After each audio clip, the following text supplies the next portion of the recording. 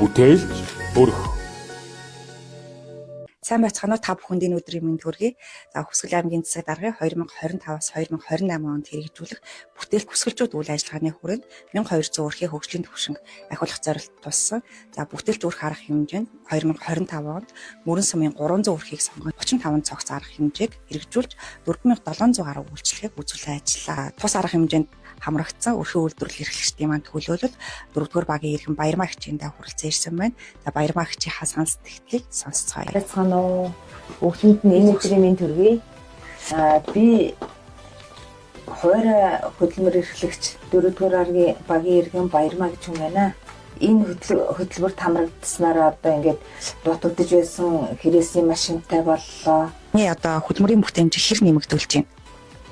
Хэрэгсийн машин та болсноор одоо хөдөлмөрийн бүтээмж 15-20% доод тал нь тэгж нэмэгдэж байна.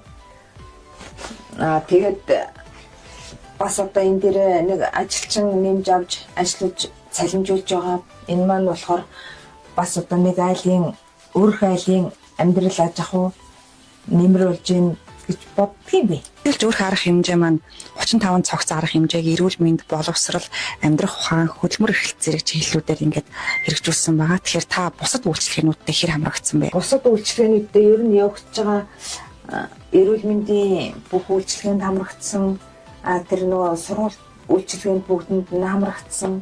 Ер нь явагдаж байгаа бүх үйлчлэгээндээ хамрагддаг. Энэ үйл ажиллагааг ингээд цогцороо авч хэрэгжүүлж байгаа нь тухайн одоо гэр бүлийн хувьд ч байдаг юм уу те? Ямар үр дүн та бүхэнд үзүүлж байна?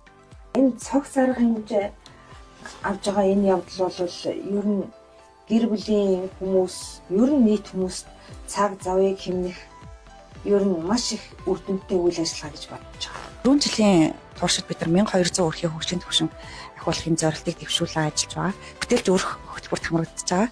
Энэ иргэдтэй та хандаж юу гэж хэлмээр байна? Энэ үйл ажиллагаа бол маш их чухал, хүмүүсийн авьяас чадвар юмыг хөгжүүлсэн, дэмжсэн ийм үйл ажиллагаа гэж бодож байна. Тийм учраас энэ үйл ажиллагаанд иргэд маань өөрсдөө маш идэвхтэй оролцоод сургалт тэр юмда маш сайн өөрснийхөө хийдэг, сонирхдаг, чаддаг чиглэлээрээ оролцоод идэвхтэй оролцвол маш их үр дүнтэй ажил явагдаж байна гэж би ойлгож байгаа. Баярмаа хичтэй маш их баярлалаа. Өрхийн үйлдвэрлэлд нь улам их өргөжж, үйл нь уран байхыг ерөөё.